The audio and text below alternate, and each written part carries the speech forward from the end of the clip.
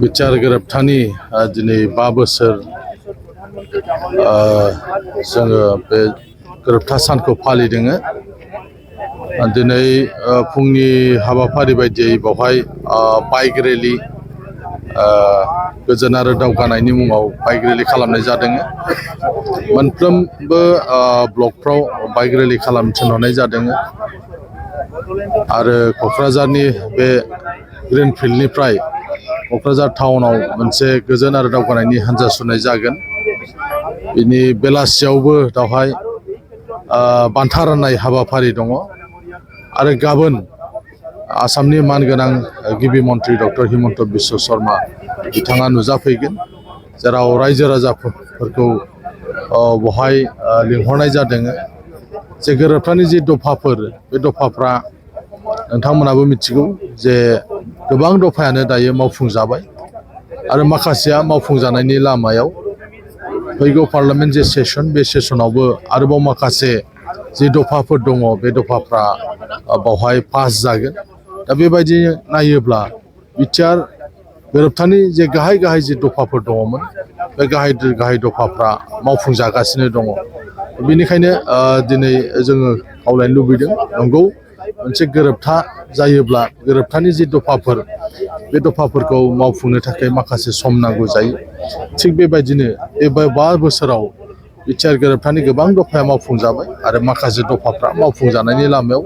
जों मिजिंथियो जे बिटिआर दफानि गासैबो दफाफ्रानो मावफुंजागोन।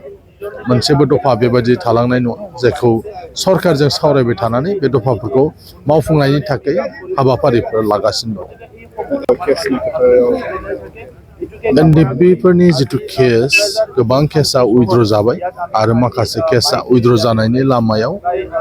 जुदि बेवहाय मानगोनां रन्जन दैमारिनि खोथा आरो बिथांजों लोगोसे माखासे जेल जानांनाय जेफोरनि खोथाखौ बुङोबा, सुप्रिम कर्टआव बे केसखौ न'खरनि आरो आफादनि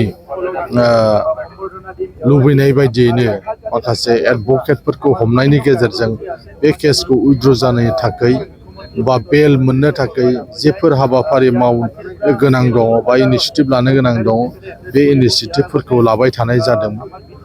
बेवहाय सरकारजोंबो रायलायबाय थानाय जादों, जाहाथे बिथांखौ गनायनि जिथु हाबाफारिफोर सरकारा लानांगौ, बेखौ जाहाथे सरकारा लायो आरो जाहाथे बिथाङा कर्टनिफ्राय बेल एबा कर्टनिफ्राय बेल मोननानै जाहाथे गबोनो हायो।